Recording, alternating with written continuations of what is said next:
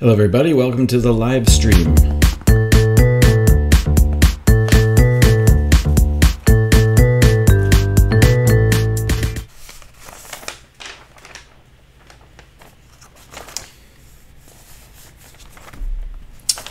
Welcome, my name is Jim. This is More Sunshine Please, here to talk some Disney stuff and have a little bit of fun, hopefully.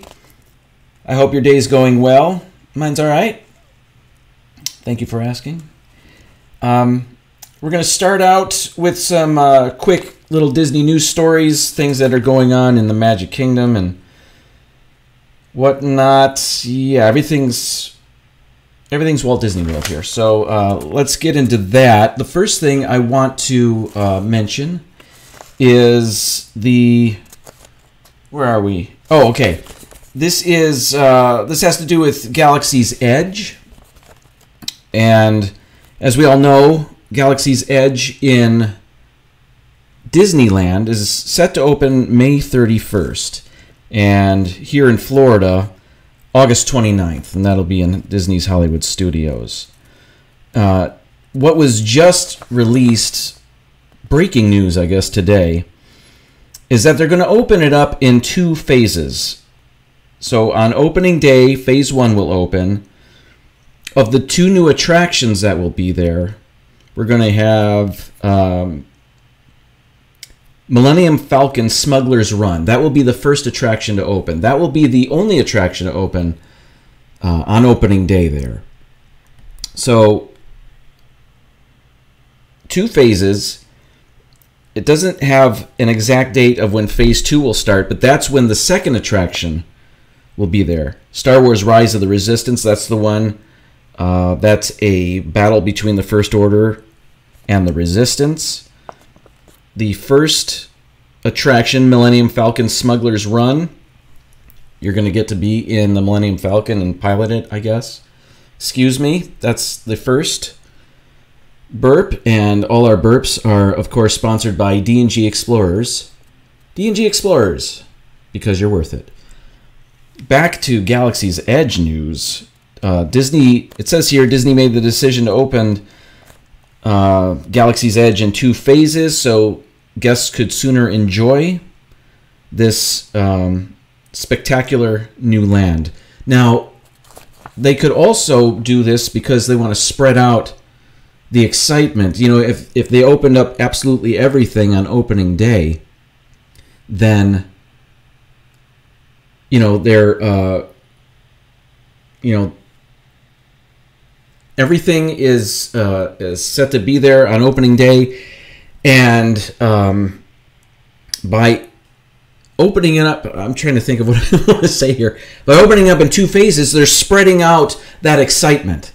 So I can see why they would do it that way as well. I don't see my chat here, so I'm going to work on that in a moment. Let me go to my phone. Got my backup here. And hopefully I'm live. But we'll see. I'm going to assume I am. Let's go to our second news story. Continuing on with Galaxy's Edge, I forgot to mention. In Disneyland, they're going to require this first round of guests to have a reservation, a no-cost reservation, subject to availability, just to get into Galaxy's Edge. And that's in Disneyland. Now, Disney World, Hollywood Studios, will not require a reservation. Also, in Disney World, here in Florida, Galaxy's Edge will be open during extra magic hours. They're not going to do the... they're not going to do the reservation system. So there's that. Okay, next story. Let's see. Here, I guess when you seem to come, I don't know, it's just me back on. Okay, well, I'm saying I am on. Okay, that's good news. All right, let's see here. Going back to my phone. I hope when I go to my phone, I'm not screwing things up. Let's see. Okay, yeah, there I am. Okay, so now I see a bunch of people in the chat. Let's say hello, and let's go to our first chat check. Saying hello to Gary Miller, thank you, welcome. A. Collier, hello Amy, welcome. Peter P, hello. Ekdev, Busy Mama Perino, thank you for joining us this afternoon. Dreamers Empire, how you doing? Thanks for being here. Let's see, I've got Arjons, welcome, thank you for being here. What else we got? Oh, and my mom's here. How about that? Thanks for watching. Okay, next story. We have, did I just read this? Oh, no. Okay, here it is. This also just happened today. It says Walt Disney World ticket price increases go in effect today. So Tuesday, March 12th is when this is happening. We've got, annual passes, those prices went up a while ago. So annual passes didn't really go up, except the water park annual pass did go up. So what used to be $130 and now it's $139. But the major ticket price hike that starts today has to do with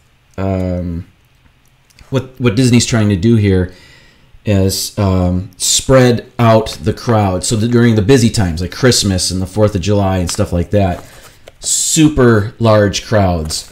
So what Disney did was they made those times of year much more expensive so that to encourage people to come a different time of year and spread out the crowds.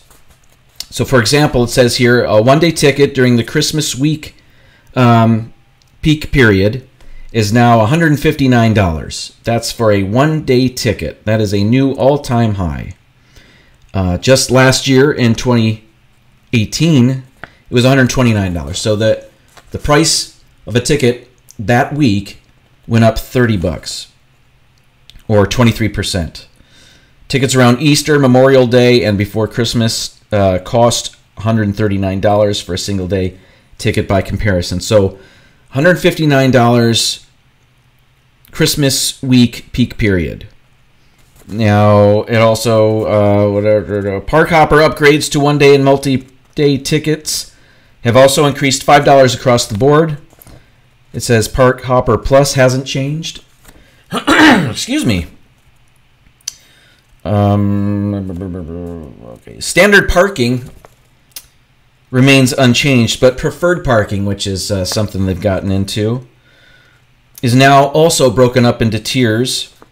So during regular season, preferred parking is $45, while peak preferred parking is $50 a day. And preferred parking is just a closer parking spot, isn't it? Isn't that what that is? So if you don't want to ride the tram, I guess you pay $50 so you can park close enough so that you're comfortable walking into the park, I suppose. So yeah, Disney ticket prices are increasing today. Sorry about that. Let's see. Okay. Everything's clear. Normally I have my chat on my screen here. For some reason it disappeared, so I am going to refer to my phone every once in a while. My third little news story. It's a little bit sad, but I mean it's a long time coming.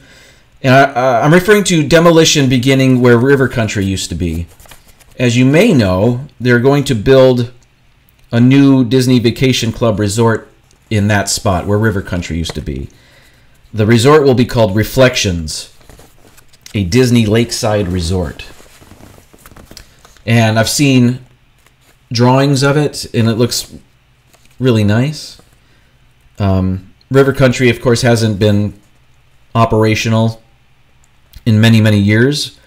But I loved that place. Even though nothing was happening there, like remnants of river country were still there. They were just overgrown with weeds, and everything was dilapidated, of course, and rotting. But it was kind of nice to know that it was still there. If you love river country, as many of us do or did, just a few years ago, we stayed at Fort Wilderness, and they had river country kind of screened off, fenced off. But you could, and we were at Fort Wilderness, and many people there rent golf carts to get around, and we did that time as well. And we were able to drive our golf cart right up to one of those fences and look in. Since that time, they had blocked that off where you couldn't even get that close. But at that time, just a few years ago, maybe 5 years ago, you could get right up there and peek through a hole in the screen that was hanging on the fence. And you could see the old pool with the elevated slides that you'd have to climb up a staircase to get to, and then you'd, I don't know, drop 10 feet into the pool or so. Wasn't that high? Maybe it just seemed high because I was smaller, but what was my point? Oh, yeah, so we were at Fort Wilderness, and again, we weren't going anywhere we weren't allowed to go to at that point because we were in a golf cart. I was with my family, so we weren't scaling walls or climbing fences or anything. We were just going where we could, and we happened to be able to see what used to be river country, so that was kind of cool. And I was actually looking for the pictures I took of it back then. I don't know on which computer they are, but they weren't on this one. But again, since that time, they kind of fenced it off more and made it so that you couldn't get close enough to peek through a fence. But I forget where I was going with this. Yeah, lost my train of thought. Okay, so that's my little news there. But there's a couple of excavators in that area, I suppose. They haven't started tearing anything down just yet, but they have set up some preliminary construction stuff to get rid of what remains of river country. So a little bit sad. I want to encourage everybody to join in the chat while you're watching here.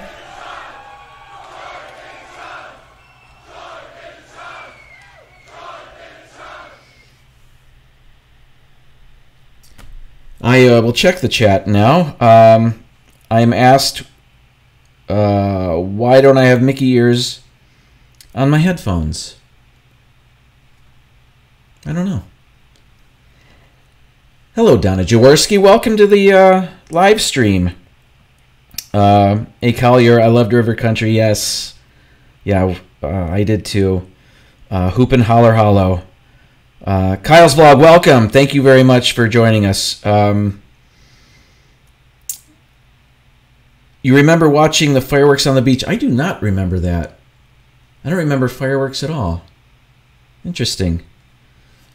Well, yeah. No, I have no memory of that. Oh, well. What's my next story here? Saw Captain Marvel over the weekend. And on this show before we had watched the trailer. And I just want to give you a few thoughts I had about it. I don't want to spend a terrible amount of time on it. But I did write some notes down about my thoughts about Captain Marvel. I'll just tell you straight up, I liked it. I enjoyed it. I am going to try not to spoil anything. No spoilers here. If I do, it's inadvertent. No spoilers here. So I had to write down some notes to make sure I didn't talk about anything that would ruin the movie if you haven't seen it. anything I talk about that's in the movie shouldn't ruin any of the story. So, for example, the first thing I'm going to talk about is the movie started out. You know that Marvel Studios intro with the fanfare, and it's all very rousing, and you can see images, like comic book images and scenes from all the previous Marvel movies that are going on. And what they did for Captain Marvel is they had that, but they replaced all of the Avengers images, all of those Thor and Iron Man and Captain America, all those images in the logo with images of Stan Lee. This is the first movie that Marvel Studios has released since he passed away. So that was very cool. So with the fanfare, and then you saw Marvel Studios come up, and then they cut to a black screen with 3 simple words. It just said, "Thank you, Stan." So that was kind of cool. And got everybody excited to watch a new Marvel movie, of course. Now, this is an origin story. And it sounds like I'm going to go on forever about the movie. I won't, though. But unlike other origin stories, this one started out, and again, I'm not ruining anything. This one started out with our hero already having superpowers. But through flashbacks, points of the story are revealed. So off the bat, it was a bit different than other origin stories. Again, I'm going to do my best not to spoil anything. So it takes place in 1995. Again, we knew that if you saw any of the trailers. This is nothing that Marvel didn't want you to know. But there were many funny references. In this case, non-specific references to life in 1995 that were very amusing, very funny. And those were enjoyable to watch. Before I saw the movie, I thought it might suffer. I know a lot of people were questioning whether it was going to be any good. And I thought that the movie itself might suffer because we're all just looking forward to Endgame, aren't we? We want to see that last Avengers movie. In the meantime, we've got Captain Marvel. So I thought, you know what, there's no way this movie can live up to another Avengers movie. The 3 so far have been amazing, and I've been a big fan of them, and Infinity War was incredible. Maybe the best Marvel movie yet. So,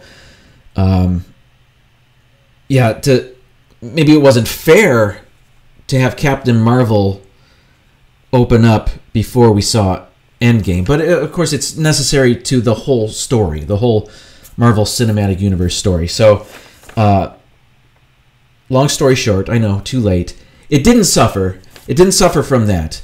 After having watched this movie, it was enjoyable. I really liked it. I thought it's a worthy addition to the whole Marvel universe. So that was good. Again, trying not to spoil anything. So it followed the Marvel formula, the tried and true. What makes Marvel movies great? It had humor. It was quite funny at times. It had relatable characters. These are characters that are funny. They're flawed. They have their own personal stories. I just wanted to talk about specifics of the movie. I won't, though. Also, another Marvel formula, or another piece of that, is that there's usually the villain is kind of a darker version of the hero. In this case, yes, yeah, that's true in this case as well. But like the first Marvel movie, Iron Man, you had Jeff Bridges' character was kind of a darker, evil version of Tony Stark. Brilliant mind, worked for Stark Industries. He was the bad guy in that. So I hope you understand what I'm talking about. And I guess I just ruined Iron Man. I hope everybody saw it so far. So, what else? Oh, and also in these Marvel movies, there's a very powerful doodad or object of some sort. Most of the time, it is an Infinity Stone or multiple Infinity Stones, and there's we've got something in this movie as well. So that's the Marvel formula at work. The music was great. It served the movie really well. Again, the movie took place in 1995, so most of the music was from the mid-90s. And at one time, I thought that all of the music was done by female artists, or at least the singers in the bands performing the songs were female. But it wasn't. Most of it was. Most of it was rock and roll music from female artists. But there was also pop music. TLC was in there. What else? Heart in a flashback scene. Magic Man was playing. I think that was the song. No Doubt, Hole. But I also remember Nirvana being in there. So, and then I guess REM has a song in there. Now, REM is my favorite band ever, and I don't remember an REM song in the movie. I think I would have remembered that. Did anybody remember hearing an REM song in the movie? I guess specifically Man in the Moon. That's what I read, but I don't remember hearing it. If it was really quick. Let me know. It must have been in there because I read about it in multiple places. So, but also this movie again, like I said, it's an origin story movie. Now Marvel has had a number of these, and I think this is one of the better ones. I think there were 8. Oh, I made a list. What am I saying? Like I'm talking like I don't know what's going on here. I made a list. These are my favorite Marvel Cinematic Universe origin story movies, and you can see I've got Captain Marvel right there in the middle, actually in the top half of this list. I thought Guardians of the Galaxy of the origin stories was the best one, followed by Iron Man. Ant-Man was a great movie. Captain Marvel comes in under that. Then you got Doctor Strange. Again, I like all of these. Well, not again. I never said that before. But I like all of these movies. They're all good to me. It's just some are better than others. Captain America, the First Avenger, is the weakest of the Captain America movies. But again, it's because... I said again. I'm being silly today. An origin story has a lot to tell you. It's got a lot to get through. So, quite often, they are going to be weaker movies than these sequels will be. For example, Captain America Winter Soldier was better than First Avenger, and then Civil War was equally as good as Winter Soldier. The first Thor movie, not as good as Ragnarok, of course. And The Incredible Hulk, which was maybe the second or third Marvel movie to come out. Now, you'll see my note at the bottom here. I don't believe that Black Panther or Spider-Man Homecoming are true, but Captain Marvel's right in there at number 4 on my list. Let's check the chat. Oh, sorry. I lost you there for a second. So she watches the first and second every night. I've only heard about that. Is that that's a Disney show?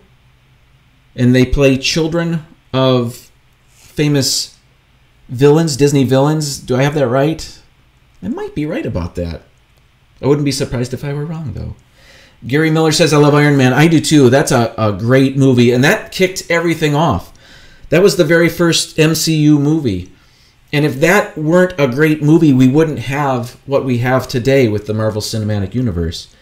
And that was directed by Jon Favreau, who's coming up with the new version of The Lion King coming up pretty soon.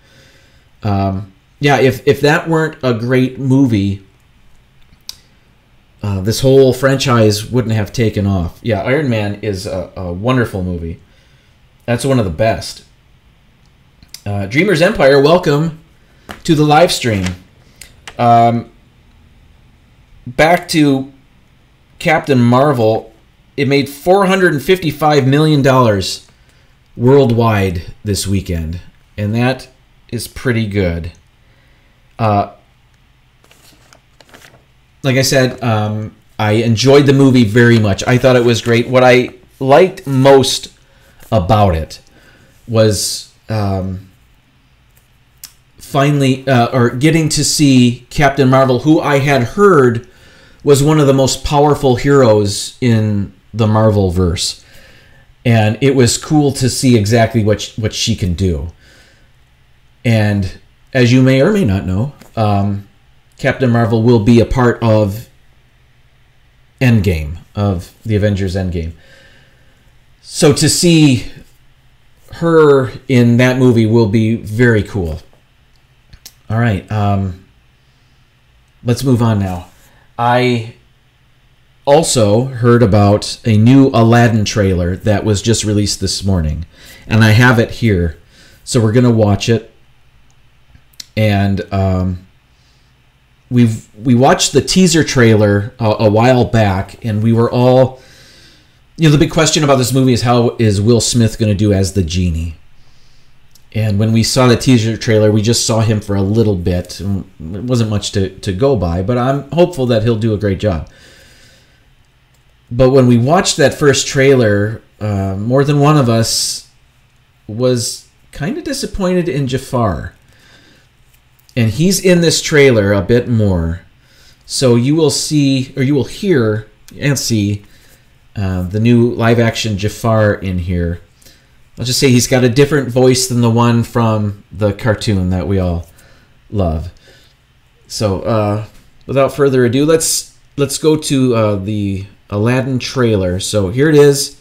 Enjoy.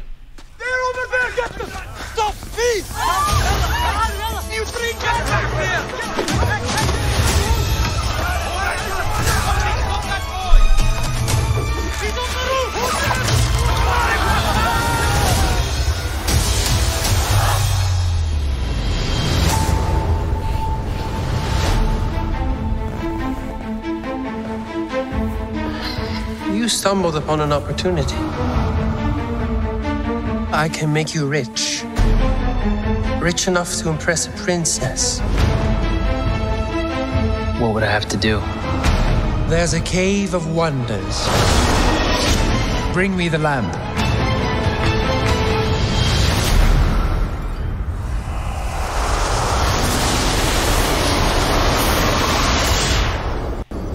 Great one who summons me, I stand by my oath, loyalty to wishes 3. I'm kidding. Watch this. Watch out! You done wound me up. You ain't never had a friend like me. Hey, can you make me a prince? There is a lot of gray area in Make Me a Prince. I could just make you a prince. Oh, no. Y'all see my palace? You look like a prince on the outside, but I didn't change anything on the inside. Showtime. No, I'm in charge, okay? I say when it's time. Really? I thought a princess could go anywhere. Not this princess. Do you trust me?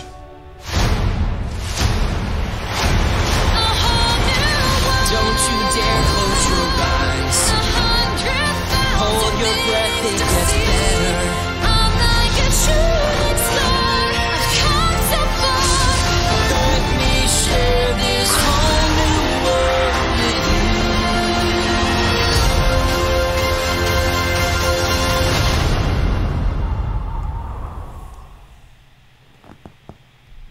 Well, what did you think of that? I thought it was great. I gotta shift my seat here. I was glad to see more of the genie. I thought that looks great. I don't have a problem with that. Again, I gotta get used to the new Jafar. His voice just isn't as menacing as I want it to be. He had such a deep voice in the original movie, and it was a great voice. That's such a sinister voice, and this one, I guess, is sinister as well, just in a different way. Lasercat welcome to the stream. Rob Fuzz, thanks for joining us. What else? Did I see Aladdin falling from the sky tied to a chair? Did you see that in there? I wonder what that's all about. I don't remember that in the original. But Will Smith's going to sing, I guess. We'll see how that goes. It'll probably be fine. But the sets look great. Everything looked visually stunning. I can't wait to see more of the rug and how that's going to work out. If you don't mind, let's watch it one more time. Because it was a long one. It was much longer than the teaser trailer that was released before. So let's watch it one more time.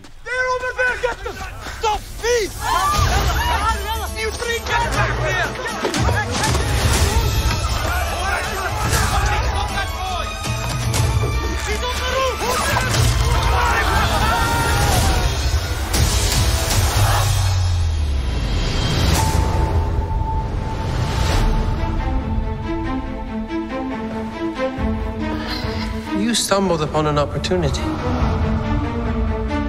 I can make you rich. Rich enough to impress a princess. What would I have to do? There's a cave of wonders. Bring me the lamp.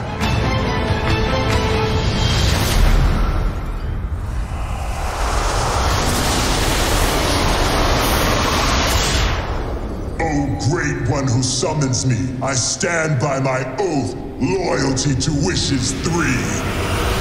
I'm kidding. Watch this. Watch out! You done wound me up. You ain't never had a friend like me.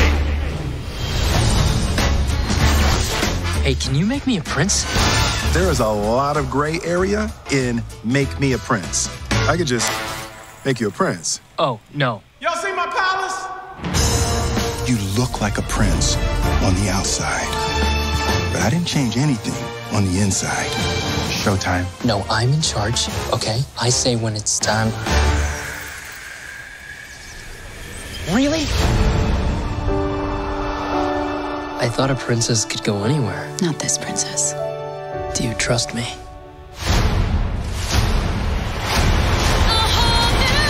Don't you dare close your eyes. Hold your breath, it gets better. I'm like a shooting star. I've come so far. Let me share this whole new world with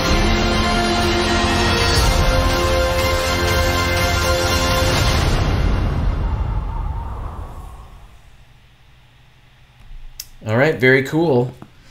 It's time to check the chat.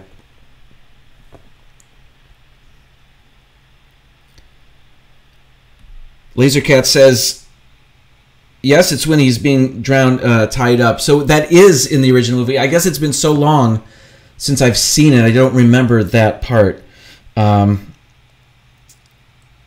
Fresh Prince of Genie, says Rob Fuzz. Yes. He just needs to do the Carlton, I guess. Maybe he will.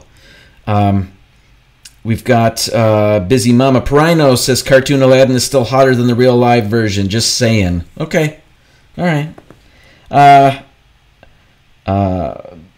She also says, I love Abu and Raja. You got to see Abu fly by at the beginning there. And that will be voiced, the character will be voiced by John Oliver. Lasercat says, the singing doesn't sound auto-tuned like the Beauty and the Beast live-action singing. Why is Yugo a dragon, though? Who's Yugo? E-U-G-O? Or is that Iago? Is that a misprint? I don't know.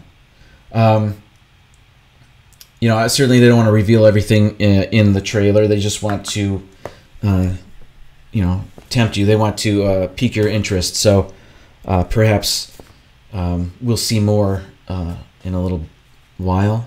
But that was pretty neat. That was unexpected. I didn't know that they were going to drop that this morning. So that was exciting to see. the final thing I want to mention is haven't been to Epcot since the Flower and Garden Festival started, but I want to mention the concert series. There's the Garden Rocks concert series, and they're going to have. I just bumped the mic again. They're going to have a concert every night of this festival, which goes to June 3rd. That's a lot of concerts. So what I did is I called up the Epcot website here, and we're going to go through. I just want to go through the list of performers here, and it's already started. Of course, we've already had former lead vocalist of Journey, Steve Augeri, and Glass Tiger, and tonight is John Anderson of Yes. He'll be your roundabout. So that's already happened. These three have already happened. So we'll see what else is coming up and see if any of these are interesting to you. Tony Orlando, Wang Chung. That's a new one to the Garden Rocks. Simple Plan, Ambrosia.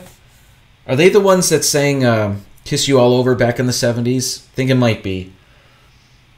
Out of all of these, I went through the list. There were only two I was not familiar with. I was pretty proud of that. Some I had heard of and wasn't positive, but I had at least heard of them. Magic Giant Air Supply, Berlin, featuring Terry Nunn. Of course it features Terry Nunn. She's the whole band, isn't she? The Smithereens. Now, the Smithereens, didn't their lead singer just pass away? So I guess somebody else will be singing for them. I loved the Smithereens back 1990 or so. Rick Springfield will be back. Christopher Cross will make his Garden Rocks debut.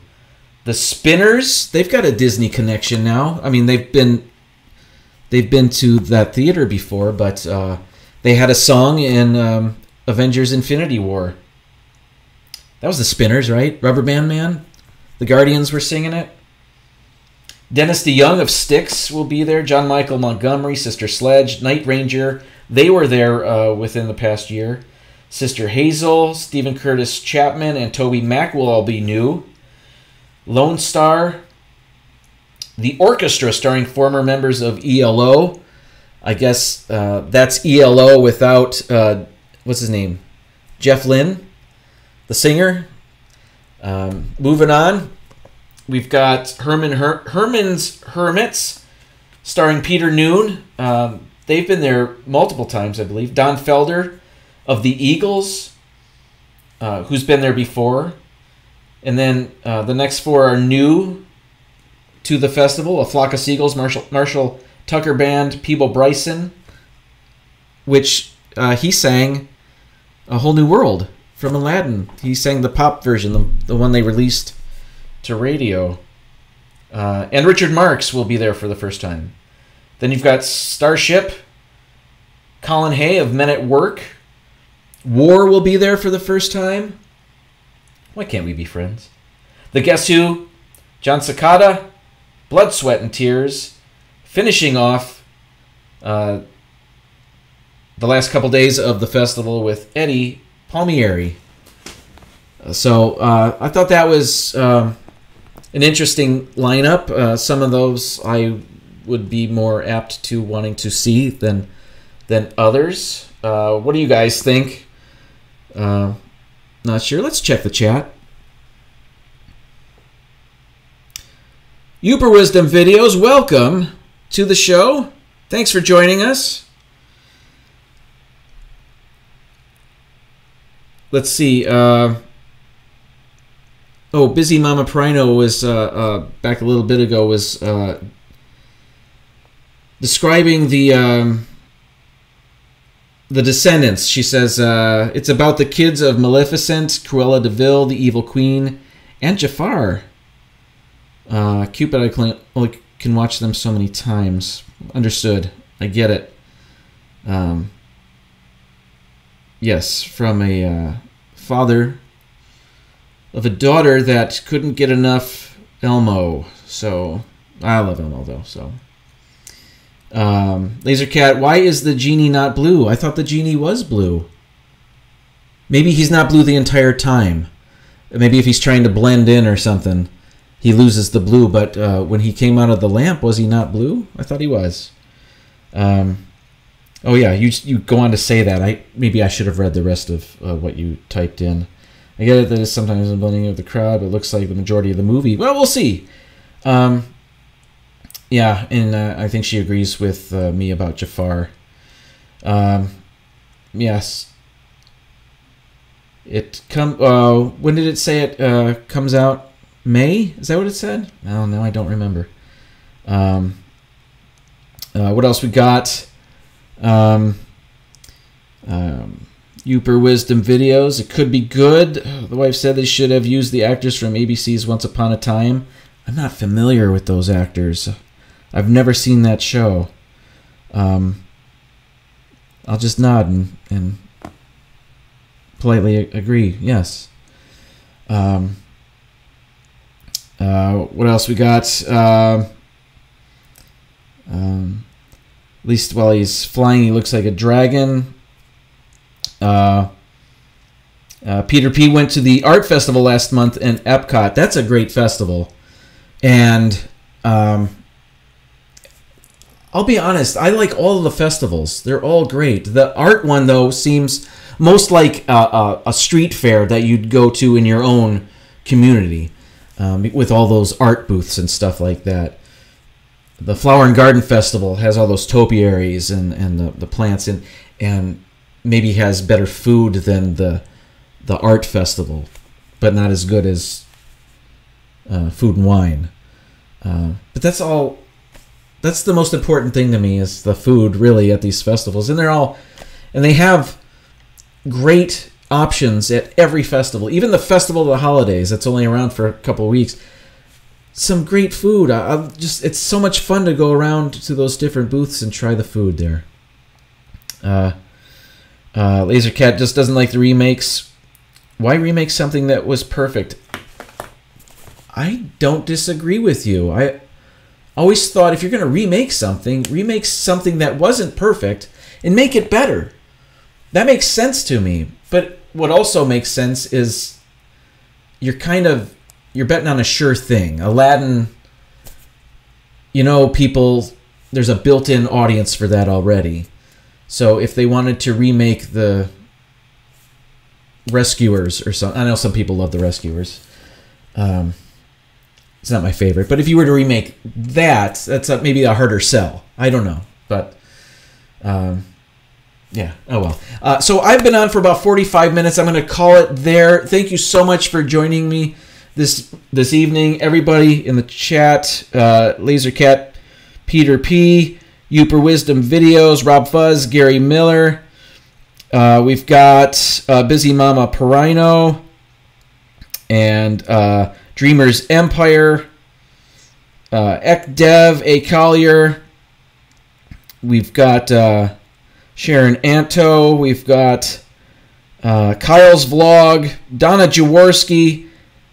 Thank you so much, everybody. Johns, thank you so much for being here. It means a lot. D&G Explorers, I usually take this time to promote their Wednesday live stream. They will not have a live stream tomorrow. So I just want to let everybody know, if you're looking forward, as I do, to their Wednesday evening live streams, they are not going to have a live stream tomorrow. So check them out again in the future. Or watch an old one. You can always do that. You can always watch one of their old ones. So with that in mind, thank you so much again for joining me. I will see you next week, next Tuesday, 7:30. That's when I do this. Thank you very much. I'll be releasing a video later in the week. I don't know which one. Stay tuned. It'll pop up. If you click the bell, the notifications will be there. So again, good night, everybody. Have a great evening.